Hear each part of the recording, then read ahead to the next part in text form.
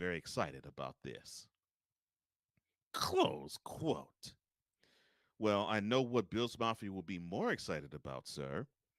They want you to take their team in Orchard Park, New York, to places it hasn't seen since 1993, and that is a Super Bowl trip. I think they will be more excited about that than you being on the cover of Madden. But I know they will be happy about that too. But if you were to slip up like you did, all say, in the divisional round this past year, they actually might take all those games, put it in the pile, and then burn them. I'm not saying that's what I want to see. I'm just saying that is how crazy they can get. But you know that because you play for them.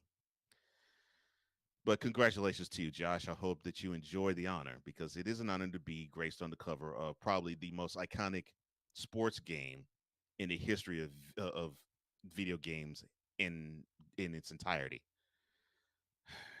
Maybe this might be a sign of things to come for the good for the good side. Who knows? Now the NBA Finals is a best of 5. It's not a best of 7 anymore. Now it's a best of 5. Am I making this an announcement? No, no, no, no, no, no. The current NBA Finals between the Denver Nuggets and the Miami Heat, it is 1-1 each team as they go from Denver to South Beach. Now, the coach of the Heat, Eric Spoelstra, has preached about the value of adversity for months, and he hadn't shied away from saying that it has helped the Heat to get to the finals. Obviously, 3 years before, that same adversity talk did the same thing, and it got them the same result. Now, the Nuggets will probably have to deal with a little bit of that as well because the one thing that seems to be missing for both teams, for the Heat, that is consistency on offense. They seem to not have it in game one, and they seem to have it in barrels in game two, especially from the perimeter, where they couldn't buy a bucket from deep in game one, and they made 17 threes in game two. Meanwhile, the Nuggets, they were able to hold the Heat to 93 points in game one, but they decided to just simply hang an out to lunch sign on defense in game two as they allowed 111. So game three is tonight. It is in Miami. And for the Nuggets to stand a chance, they need to get one of these two games either tonight or Friday night. Otherwise, they might have to waive their first opportunity to get a Larry O'Brien trophy. Goodbye. Now, they do have the better team. The question is, do they have the stronger heart? And that is the issue they must solve. And the only issue I have to solve is this is the end of this episode's headlines.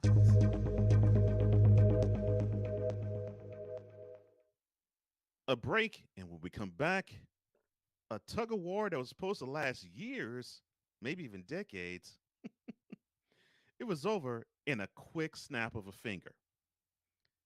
And we'll visit the VIP zone before then. This is Go Sports with the Z. Returning right back after this.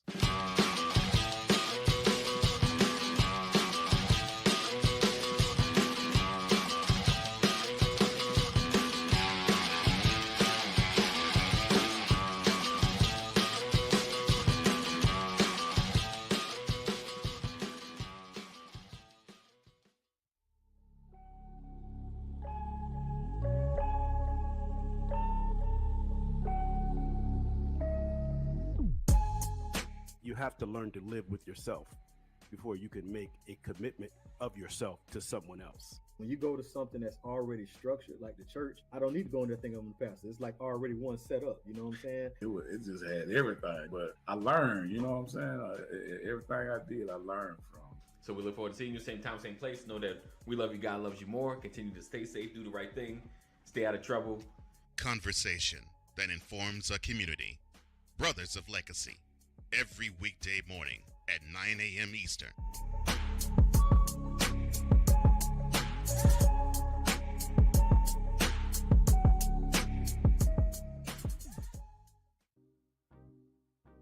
Quinn, Moment of plus. clarity. I haven't watched BET in years. KP, Drake needs to come back with another triple platinum album. E Digger, And then you have Ray J. Like, I Speaking of can't Ray stand J. that River Cricket. The Guru. Okay, the level of crack she's smoking, I don't want it. BS3 Network proudly presents the Knucklehead Chronicles podcast, where from card tips to hot topics to meep of the week, anything goes. Live every Sunday at 2:30 p.m. Central.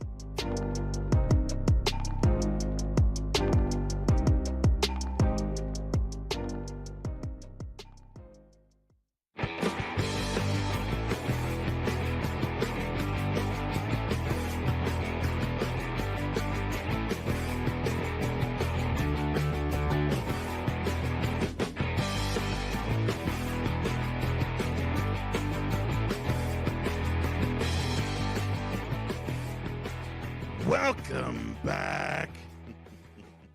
Cole Johnson, Cole Sports. And yeah, I think we had to talk about a tug of war that, well, disappointed on many levels beyond measure. But before I do that, let's visit the most important element of Cole Sports, and that is the VIP zone. That's right, where you get a chance to be a part of when this is live, commenting. And if your comment is one of the most stellar or spectacular, it will adorn one of the chapters to this particular episode. Now, let me get to the VIP, shall we? No credentials require its own Ryan McCarthy. He says, it's classy with a little bit of sassy. Cole Sports with a Z. Thank you, sir. Victor Locke or Victor Locke says, ladies and gentlemen, let's get with it. It's time for Cole Sports with a Z.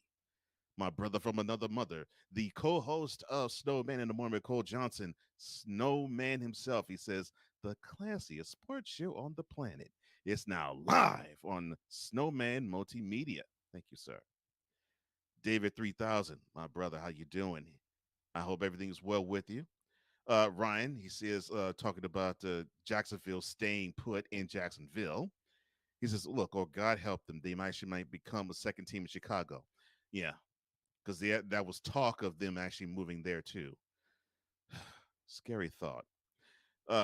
BS3 Network, as my man Ivan Dawkins would say, the man who put the BS in BS3, or as I like to say, Benjamin Sutter, the owner, manipulator, the operator of the BS3 Network, where this will air Friday, 3 p.m. Eastern, 2 p.m. Central.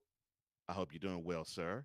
Out in the Metroplex area. A Pizzle, who probably has a smile this wide because his Panthers and Heat are competing for championships. He says, with a Z.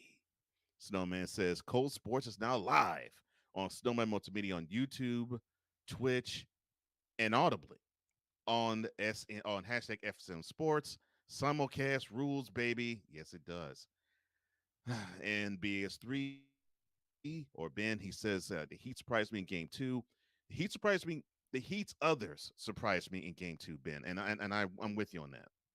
I wasn't sure that the bench was going to come or the role players weren't going to come alive because they sort of looked defeated in game 1, but they seemed to have that belief in game 2.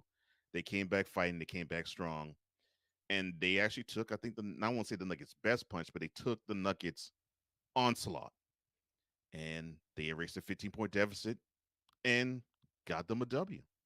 So credit to the Heat, and hopefully they can sustain that when they go home. But the Nuggets there are a tough team to play. Now, how can I broach this subject? So on the links, it was supposed to be this World War III thing, between the PGA Tour and LIV. Okay, all right. Before I get further into the details of this, I think I got to send one of these.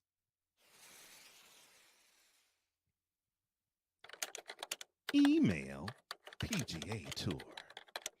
substantive email, big talk, little action, body of email.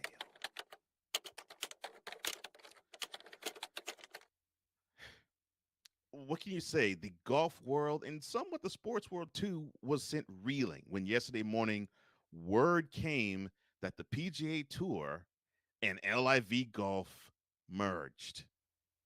Now, the deal was a shock, of course, considering the controversial surroundings about LIV Golf being backed by Saudi Arabians and the PGA Tour's disapproval of that since the new league was formed.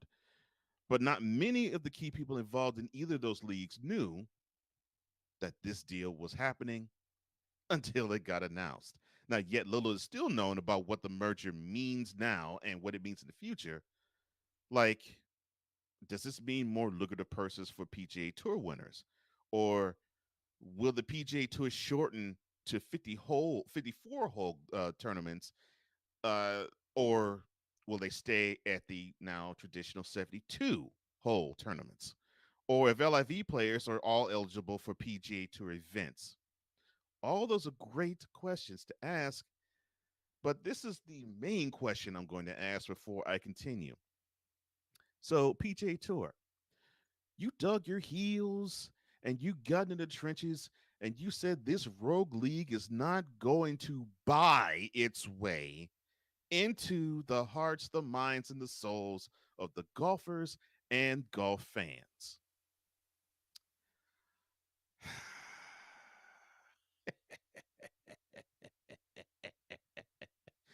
Oh my goodness. Oh, man. Mm. Who really did believe that crap? Come on, man. Now you had so many of the PGA Tour uh golfers said and said, You've got to be joking me. And you for real? And this whole thing stinks to high heaven. And it does. And why does it stink to high heaven? Y'all wanted to back this, I guess, American-ish type of vibe of, well, doggone it, we don't have to buy our golfers. You know, it's all about the tradition. We don't bypass it. We own it. Well, that's all well and good. But sometimes tradition has to be shaken. Sometimes things have to be, loosened up a bit. Like traditional media, for example. Now, this platform wouldn't exist if we didn't have, thankfully, YouTube or StreamYard or other places like Restream or Riverside or let's see if I can think of another one. Um, uh, take your pick of places you can stream live, even on YouTube itself. You would be stuck with what we see now on TV, the first takes, the undisputeds, the first things firsts, the speak for yourselves, the get ups, and anything that the other four big networks will give you. But people are looking for alternatives now because they're getting bored with seeing high priced people talk about things they love, and sometimes in an unpassionate way, and sometimes in a, how can I put this succinctly, in an insulting and disrespectful way. Like if they were to talk about something that I loved or a team that I love, like the Texans, they would dismiss them. Now I understand why. I mean, the team is not all that great. Although they're on their way up, the team isn't all that great. Or the Astros. They'll mention the championships, but they would want to talk more about the asterisk that they deserve more than the achievement of actually winning chips and overcoming adversity. You see, change needs to happen. You need to make that shift. You need to go with the flow. And the PGA Tour didn't want to go with that flow. They felt as though status quo was fine. Like when Tiger Woods Now, we all know that his best days in golf are clearly far behind him. I mean, it is so far in the rearview mirror, it would look like a speck in it. That is how the best of Tiger Woods is so far distant from his current state now. But LIV was willing to roll that Brinks truck at his California or Florida mansion, probably probably split it and have him roll in both mansions. They were willing to give him $800 million. And because of tradition and because of the prestige of the professional golfing tour of America, he could not take the money. That was last year. Tiger, would you like to have a do-over this year? I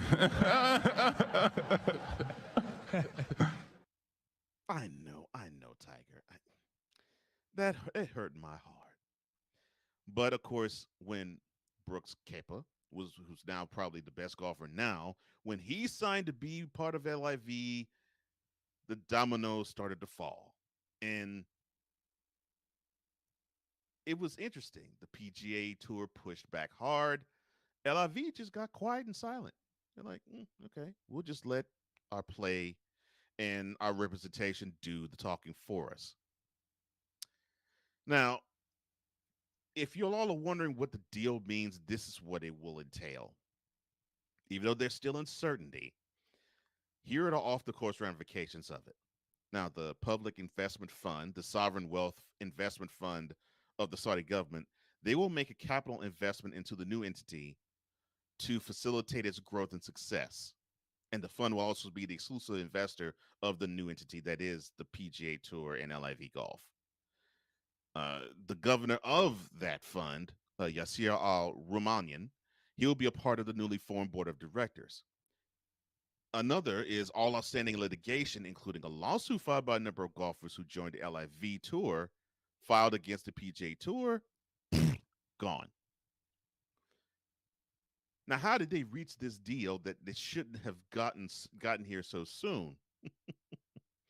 Well, the two types were actually in talks for almost 2 months, the last 2 months, and Jay Monahan, the PGA Tour commissioner, and Al Ramayan met, and then the meetings were arranged by the PGA Tour board member, Jimmy Dune. Now, Monahan realized that LIV Golf had a deep well of funds and wasn't going to go anywhere. Money talks. And I'm glad you realized that sooner rather than later. Now, he says that golf was too divided and had too much tension, and it was best for everyone to unite. Now, the PGA Tour was so adamant about LIV golfers not being allowed on the tour. Will they be now? Well, the LIV, tour, LIV Golf is currently in the middle of their tour season, which isn't scheduled to end until November. Now, once that season ends, the three leagues will work cooperatively and in good faith to establish a fair and objective process to allow players who did leave the tour and even the DP Tour to reapply for membership. Now, will this mean that the tour itself, the PGA Tour, will change? Now, one of the main differences between LIV and the PGA is that LIV plays 54-hole golf tournaments while the PGA plays 72. Now, while the PGA Tour hasn't confirmed if changes will be made to tournaments, more than likely, it's unlikely. The tour basically said that it retains administrative oversight of events for those assets contributed by the PGA Tour, including the sanctioning of events, the administration of the competition, and their rules. Now, this is what makes me smile. And why does it make me smile? Because LIV was considered controversial. How dare this league get funded by oil money and blood money come up and actually usurp its strength against the strong established centuries old PGA Tour, which is as American pie as it gets? The LIV Tour drew criticism because of what funded it and who funded it. Saudi Arabia has been accused of wide ranging human rights abuses, including politically motivated killings, torture, forced disappearance, and inhumane treatment of prisoners. And members of the royal family and Saudi government were accused of involvement in certain murders, especially of Jamal Khashoggi, the Saudi journalist and Washington Post columnist. Now, LFV Golf has been seen as the Saudi government taking part in sports washing or using sports to polish a country's otherwise problematic reputation. Huh. Problematic faves. But this isn't a relationship show. I will not touch that. What I find interesting about all this is you all dug your PGA, you dug your heels. You were saying that this was a stain on the whole sporting world, not just the golfing world. This was a stain on the sporting world. But you now all of a sudden have this kumbaya moment because, from what I can understand and ascertain, the Saudi government still has those same controversial happenings. They still have what you all view as blood money. They still have what you all view as oil and blood money, and they still seem to be something that doesn't really fully represent what the PGA Tour does. But you come together. Why? Because the money was too good to pass up.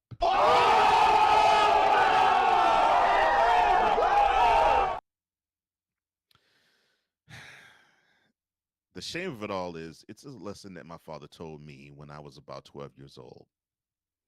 And he said to me, son, I'm sorry, quote, son, money talks, walks, close, quote.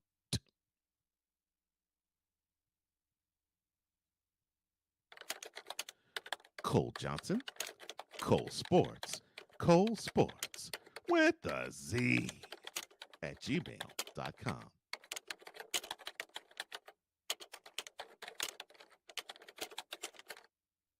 From the Vault is next, and then the dote of the week. You're listening to the classiest sports show on the planet.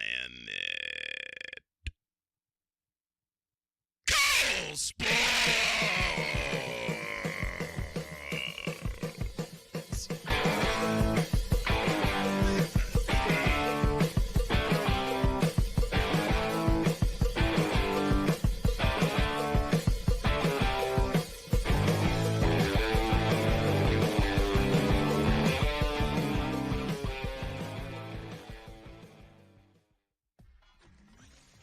From the Vault, a look back at a key moment in sports history.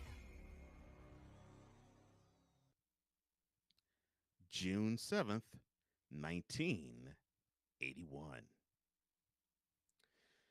Now, this is the French Open Tour season, and during it was a guy who was just straight up and absolutely hot on the men's scene.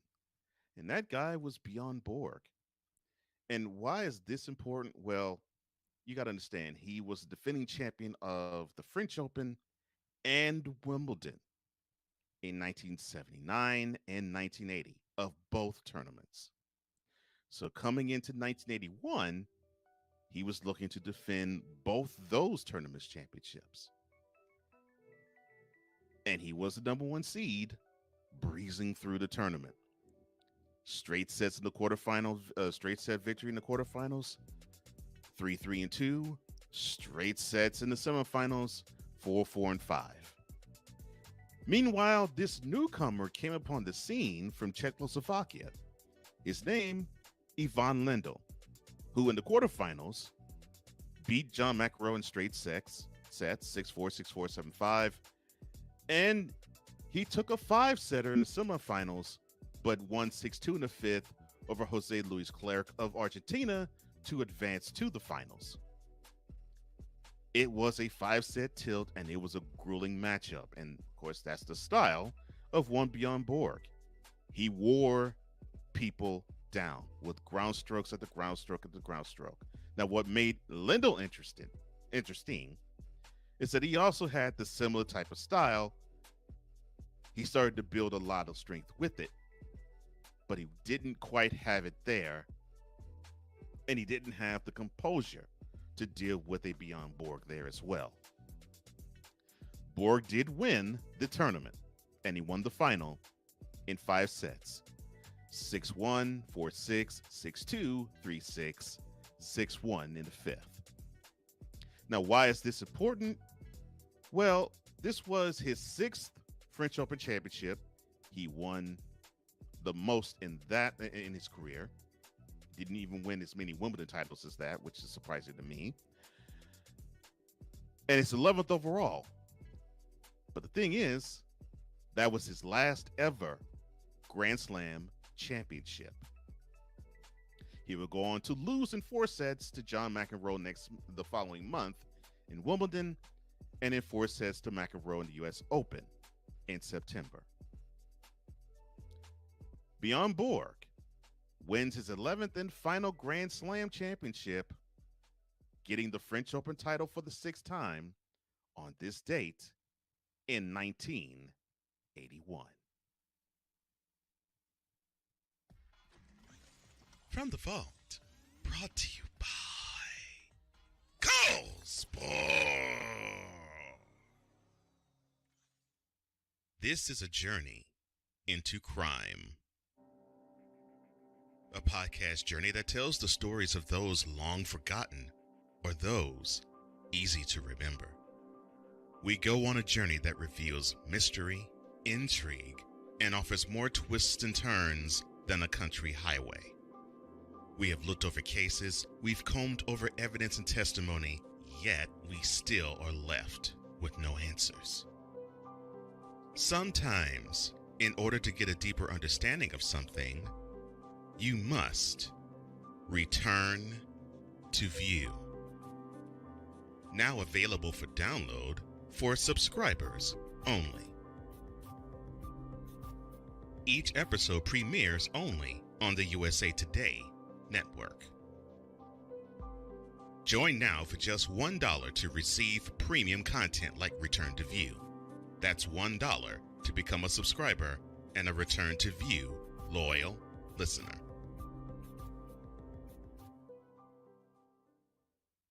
Alicia. You can't hold somebody to that standard if you haven't voiced what you want and what you're needing from that.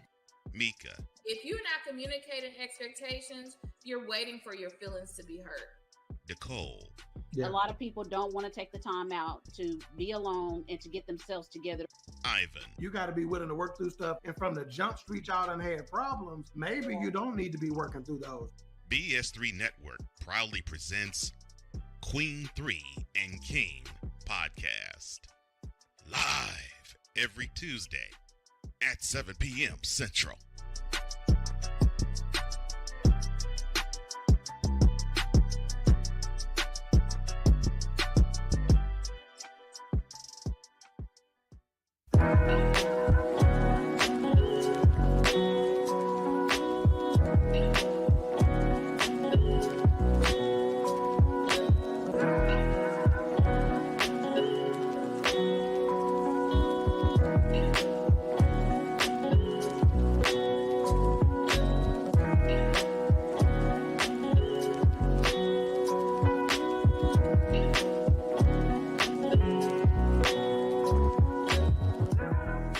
Welcome back to Cole Sports. Cole Johnson here. And back to the VIP zone we go. We interrupt this broadcast to bring you a special report from Cole Sports.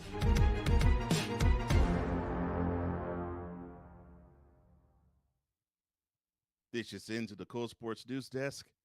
The tilt between the Yankees and the Phillies has been postponed tonight due to the wildfire smoke that has leaked from Canada all the way to the States. Now, it has been reported that it was hazy conditions yesterday in Boston and in New York as well. And now Don't know when they will be made up. We'll find out when. We'll find out soon.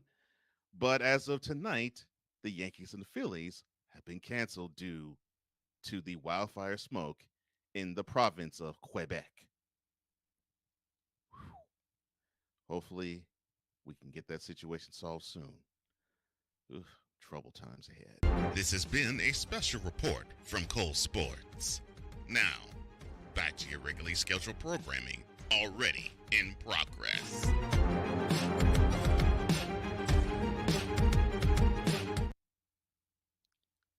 Thank you, David. I appreciate that. And now it is time for the Dote of the Week.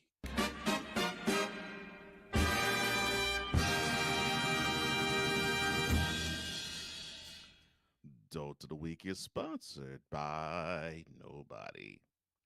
The winner of this episode's Dote of the Week is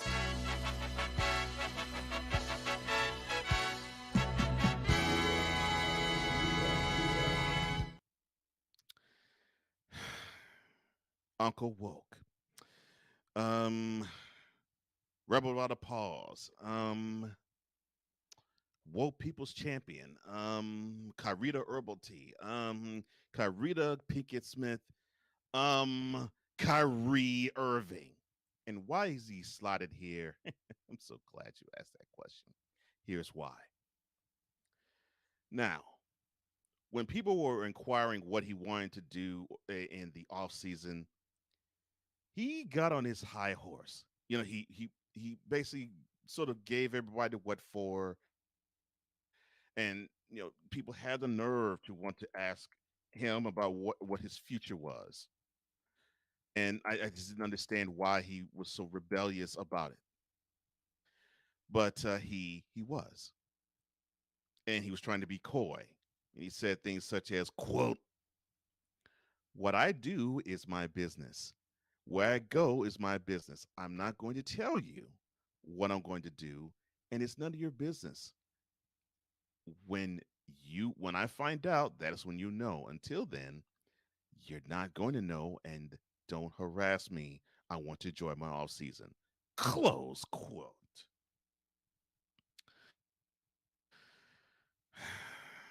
Buddy, people got jobs to do, like me. And I personally don't care where you go, because the track record speaks for itself. Whether it's with the Cavaliers, the Celtics, the Nets, or the Mavericks, you leave scorched earth, son. Now, you're not as bad as your father, number 6 of the Lakers. He leaves scorched earth, but it's more along the lines of win now, pay the piper later. With you, it's have me be the number 1 player on the team, and the team will suffer now and later. And that's a problem, because now you have 4 franchises, including the one you're on now, saying This whole thing stinks to high heaven. And I'm sure Mark Cuban, when he pulled this trade off before the All-Star break, I'm sure he wanted to say, I'm sure he now wants to say it so badly now.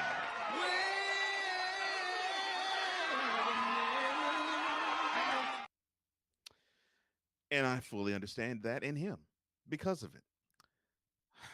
What I do know, sir, is that you now are taking a page from your father's book.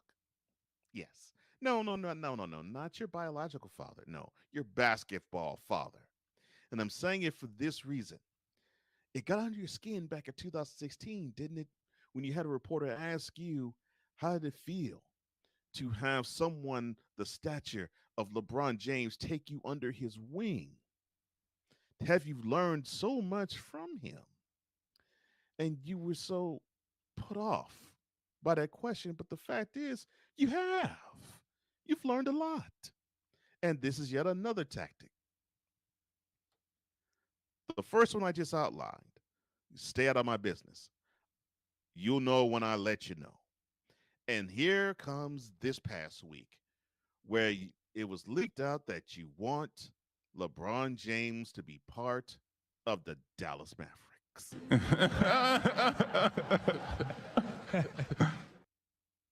I said you wanted LeBron James to be part of the Dallas Mavericks.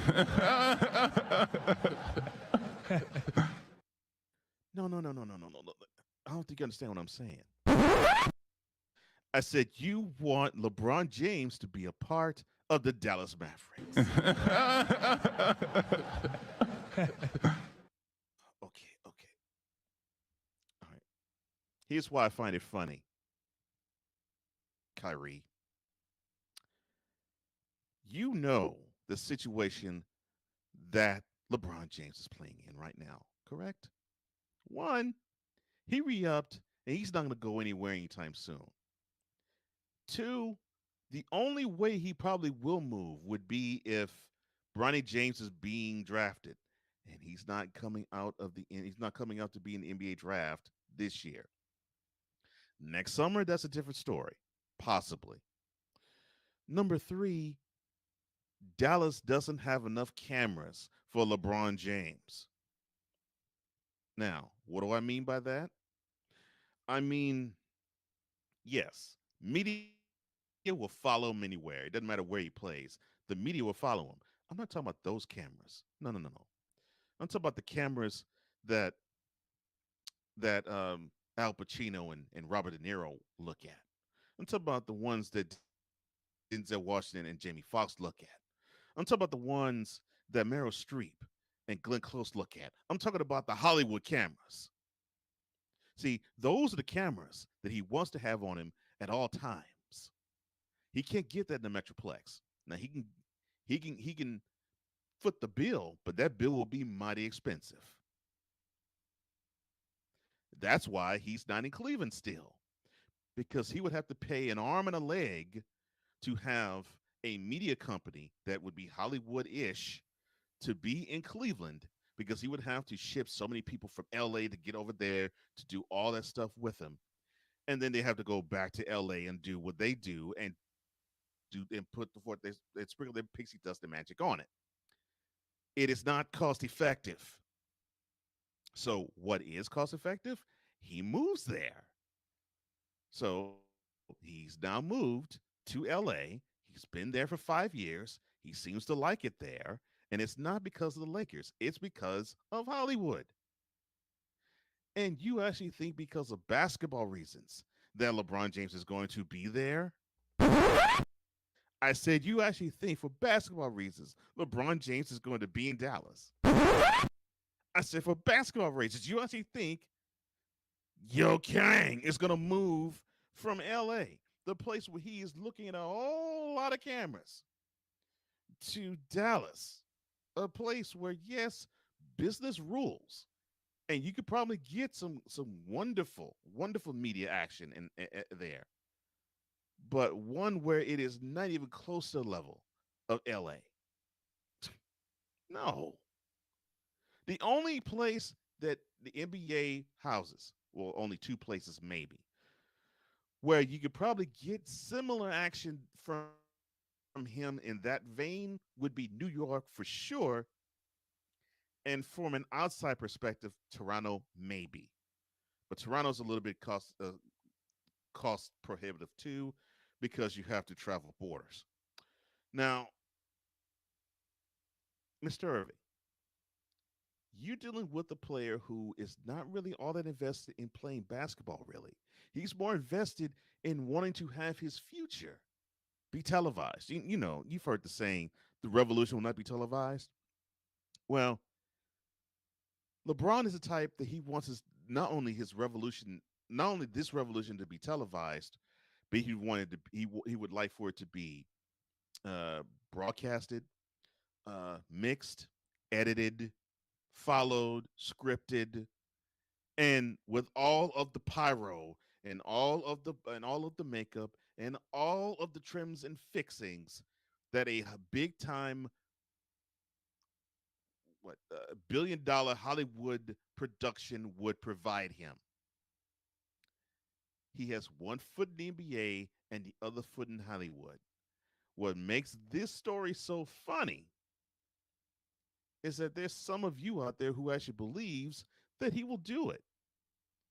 And probably Curry the Herbal Tea or World People's Champion or Rebel Without a Pause or Uncle AWOL, he believes that. But you too, sir, have one foot in the NBA and the other foot outside of it. The question is, you don't know what's the other foot on because it's not in Hollywood. And you don't know if the other foot is going to be um, in intellectual pursuits. You don't know if that other foot is in social justice. You don't know if the other foot is in healthcare. You don't know if the other foot happens to be in black issues. It's just anywhere you deem at that time for that other foot to be. Well, I hope you enjoy that search, sir, because people do want to know where you want to go and what you want to do. And of course, now you're saying that you want to be a Maverick. This sounds extremely similar to last year when you were trying to shop yourself out of New Jersey. I'm sorry, out of Brooklyn. And there wasn't a team that was willing to foot the bill for your sometimey behind to play on it. They're like, no, Kyrie, you're too sometimey. We're not going to slide that much money for you to only want to play half the season. And then we're probably saying we're being too rich to say you're playing half a season. You might only play a quarter of it. You know, like you played barely over, not this past year, but the year before. Your reputation is not that stellar. Now, it's probably gotten a little better because you tried to be on the straight and narrow last year or this past year. But let's get something straight. That was a great smoke screen, sir, in wanting to have LeBron be recruited to the Mavericks. And here's the last reason why that wouldn't work. Think back to Miami. He was there, and that team was Wade's until he got there. But he wanted to make the front office moves like he did in Cleveland twice and like he does now in LA. But when LeBron went into that front office and he asked Pat Riley, quote, "Do you ever get that itch to be back on the sideline again?" Close quote. Mr. Riley basically said to him, "You deal with the court, you lead out there. I lead in this boardroom and in this office. The front office stuff, it's not yours, that's mine. Stay out of it. Go." And I knew he enjoyed the 2 championships. He enjoyed playing with his boy. But mostly he did not really like the experience because he did not have full control over it. He would not have full control over his situation in Dallas. Why? Because that ship is all Mark Cuban's. And I'm not saying that Mark Cuban is an egomaniac. No. He does have some egomaniacal ways, but that's okay. I don't mind it. He acts like a fan. I should like him. It's the fact that he runs the show. And LeBron wants to run the show. He won't get a chance to run that show. So that was a great leak. I thought that was absolutely entertaining. But you have no marbles if you think that LeBron James is going to pick up from where he is now, where he has the world at his oyster, where he can write whatever narrative he wants, to have people barely give a crap about him and have the pool of cameras go from this to this because Hollywood is a little bit further away than to his liking.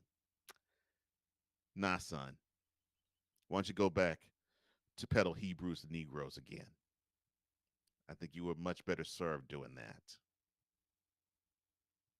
You're such a space cadet.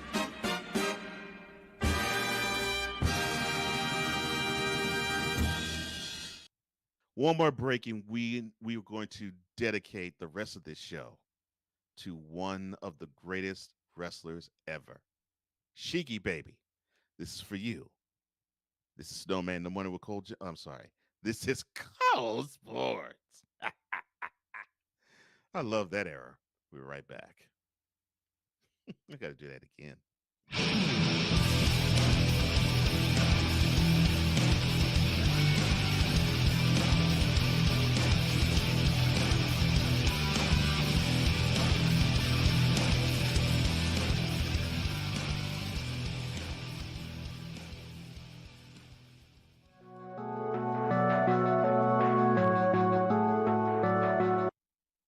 I want to do a TED Talk, but I don't have anything to talk about yet. I'm getting there. Life is for the living. We're not here that long. You can learn anything you want to learn without any money spent. What do I really enjoy? What do I really want out of life? I am your host, WIZE. Are you in a life holding pattern? Well, this is for you. Welcome to the Stuck in My Mind podcast.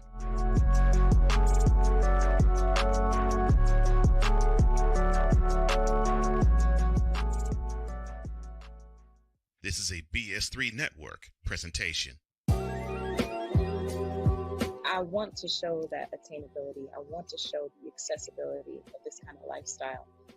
From social media to having conversations with friends and family, you always have to put on face and say face. What brings a smile to my face is the one person that totally believes in me, and that's my beautiful wife, Jody.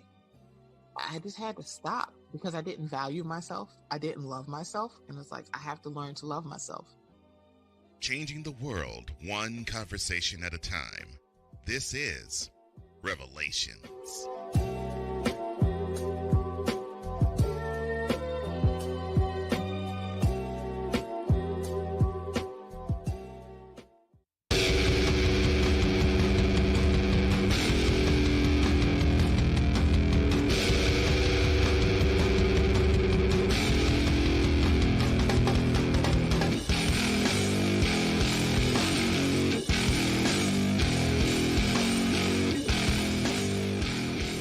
Coming up on next week's installment of Cold Sports. Who won the Stanley Cup? Who won the Leo O'Brien Trophy?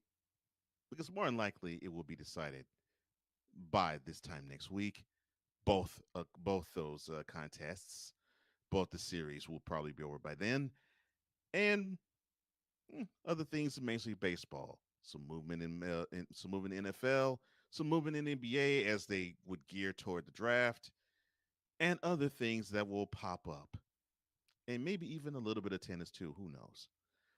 But for right now, let's go back to the VIP zone, the most important element of Cold Sports. And my man, Vicola. He says, and now, Stupid University presents the Adult of the Week.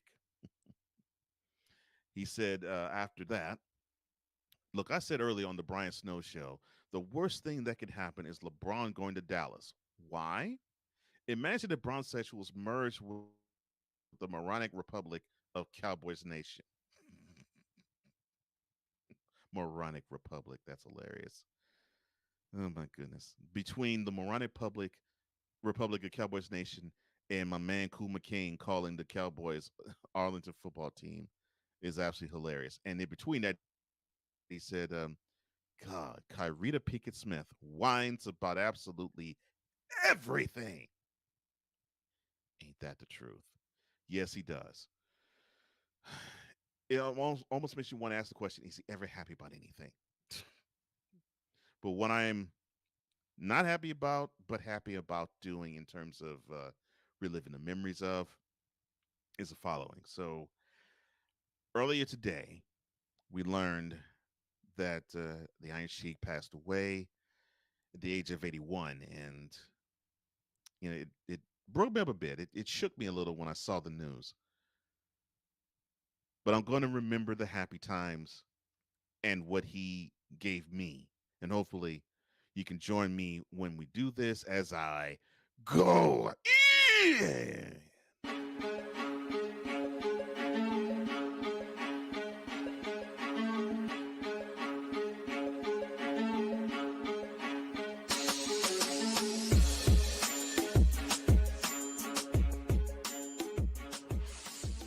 Hossein Khosrow Ali Vaziri. That's the name of this wonderful man, Hossein Khosrow Ali Vaziri. Now, a lot of the boys, and for those who aren't familiar with wrestling vernacular, uh, the co-workers of wrestlers, they call themselves the boys. The boys all either call them Khosrow or Kaz. And I'll talk about what the boys thought of him later. But you don't know him by that name. No, you know him as the Iron Sheik. And I originally got to know him as the Iron Sheik. And I remember back in the 80s, and I saw this guy wear the headdress and had the bronze skin, and he had the thick mustache, and he had the thick husky built, but was as strong as a bull. And he had then the WWF champion Bob Backlund on my mother's birthday in 1983 in this move called the camel clutch, where the guy who's receiving it is looking like this. And Sheik is on top of you and he's wrenching your neck, snapping it back. Well, why am I talking about this event? Well, this event is what made the character forever immortalized. So he has Backlund, who has been the WWF champion for almost 6 years.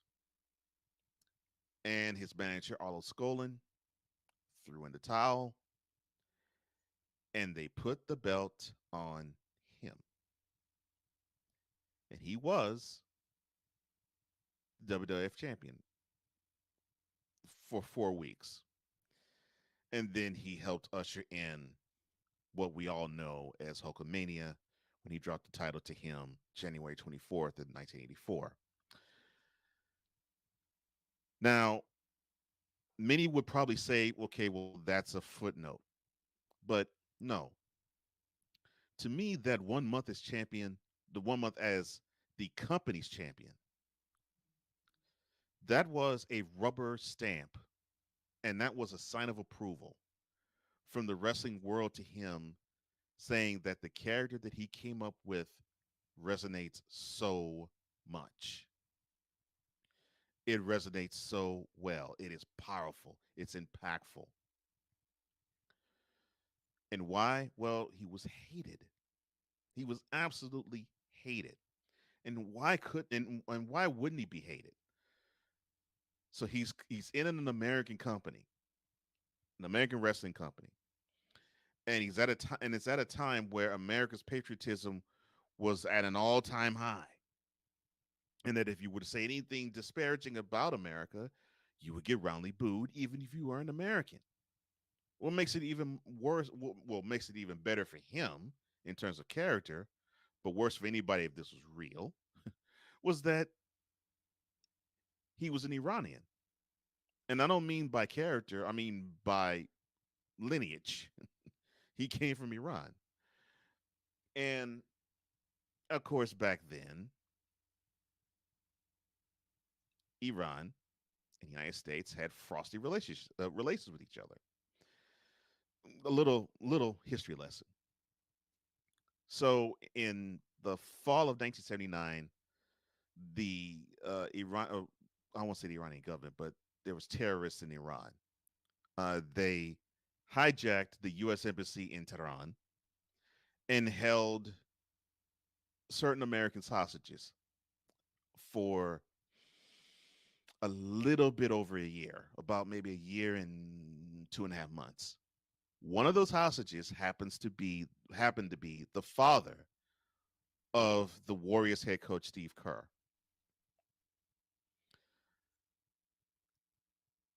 So yes, during the Carter administration, Jimmy Carter, you had that happen, and then the moment Ronald Reagan takes over as president, January 20th, 1981, the hostages were released. So fast forward 3 years, you can understand why most Americans would have a cold, frosty thought when it came to any Iranian. And then you had someone as smart as Kaz or Sheik or Sheiky Baby, as we got to know him later, play into it so well that you only could want to choke the neck of this guy. So for those who aren't really versed in wrestling, it's a good thing if you play a character that people would want to climb over the rails to want to be down. You know, you wanted people to get their blood boiling so much, have them build that hate up towards you so much that you would want them to come out and beat you down. But of course, they weren't going to do that to Sheik because he was one of the strongest individuals I've ever known, and they would have been clobbered in the next year if they tried. I'm sure some did, and I'm sure some were. But he was more than just his WWF persona of a, I guess you could say, of a Sheik. And he was more than when he later on teamed up with Nikolai Volkov, who was a Russian, and they won the WWF Tag Team Championships. He was one, and I think they held that title for about a year and a half. He was more than just that. He was more than just a side piece or a side attraction. In fact, in 1984, he was one of the three biggest attractions that there was in WWF. Of course, Hogan with anybody was a big attraction on one side, and the other side, his feud with Sergeant Slaughter was the thing of legend. But before that, he was a trainer, a wrestling trainer. hmm Go back to the AWA days, and guys such as Ricky Steamboat and Ric Flair and Ken Patera will tell you how good of an instructor Sheik was. And he definitely was a great wrestler. And he knew the sport of wrestling. And I don't mean the sports entertainment version. I mean the actual sport of wrestling. Because he was an Iranian Olympian in wrestling. And the owner of the AWA, Vern Gagne, wanted Olympians. And so he grabbed Kaz or Sheik and he helped train these new wrestlers that were coming into the sport. And everybody that knew him, Steamboat, Flair, Patera, Michael Hayes, Junkyard Dog, Roddy Piper. I mean, everybody who knew him, even Hulk himself. Uh, everybody who knew him, everybody that was around him, would always talk about how of a wonderful guy he was, and he was an athlete for sure. I remember one time he was in the ring and he picked up these interesting looking clubs and he would twirl it around like this. And those doggone clubs looked like it weighed about 100, maybe even 150 pounds each. And Sheik, with that strength, was just doing this with them like it was nothing, like they were 5 pounds. And I later did research on it and I found out they were called Persian clubs. And I was wondering, how the heck would you have such great low center of gravity and not have, when he would twirl the Persian clubs, not have him rock from right to left? The guy was strong. The guy was an athlete. And yes, he was cute and he knew how to play a gimmick and he played the gimmick up and all that was wonderful. But this guy was an athlete. This guy was one where he could take you out if he wanted to. But if he had respect for you, he wouldn't do it. Now, most of us didn't really know that side of him. I did because I did see him. Most people know him for what they call shoots or straight up raw behind the scenes wrestling interviews and his Twitter account, Shiki Baby, because he would come raw at anybody that he did not like, but he would also come respectful for the people he did like. And if you want to also know another impact of the Iron Sheik that you probably didn't know, you've heard of the word jabroni. Yeah, now this was said behind the scenes for a good while. And then this character called The Rock comes in and he would use the word jabroni to insult anybody and everybody. In fact, it got to the point where he even used it in Jabroni Drive when he would talk all sorts of trash toward anybody. Jabroni, stupid fool, dummy, idiot, a-hole. It was used in place of those words and those terms. Well, Mr. Dwayne Johnson borrowed that term from Sheiky Baby. That was an original term that came out of the mouth of the Iron Sheik.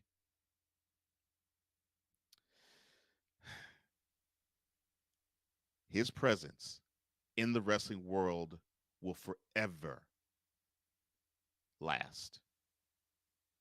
And yes, he did do the Terra #1, Russia #1, USA. Puh. That was in character. And he played the character better than anybody ever could. And there's only one other wrestler that I would say that was a better heel or bad guy than Sheiky Baby. And that'd be Roddy Piper. What I dislike, though, is that Piper did get his flowers for being the wonderful athlete that he was and the wonderful character that he was. It took years after retirement for Sheik to get those flowers. And he was one of the most entertaining guys that wrestling's ever produced.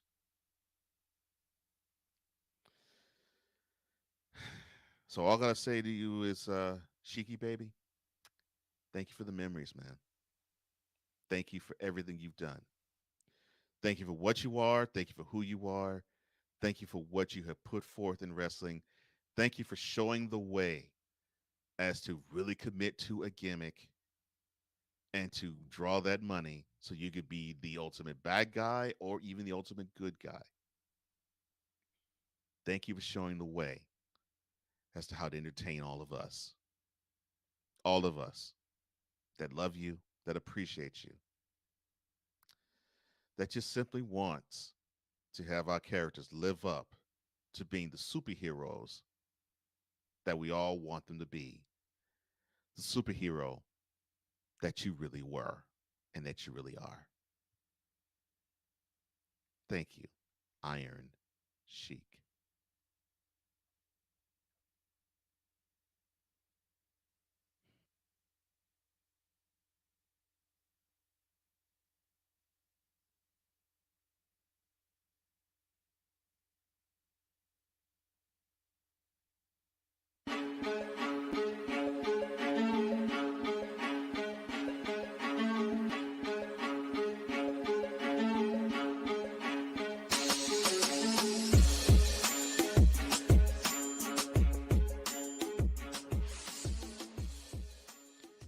One more trip to the VIP zone, and here we go.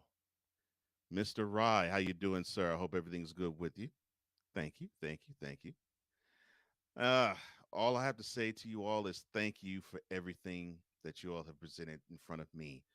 I do this for you. I don't do this for me anymore. I do this for you, and I'm so glad that you all are here to have the strongest of classy, hot sports takes. And if you feel led to donate to the show, all you have to do is go to cash.app/$host Cole Johnson. That's cash.app/$host Cole Johnson. That's all the time I have. Thank you so much for joining me, and I hope you enjoyed this as much as I enjoyed bringing it to you. For all of us here at Cole Sports, I am Cole Johnson. And this is...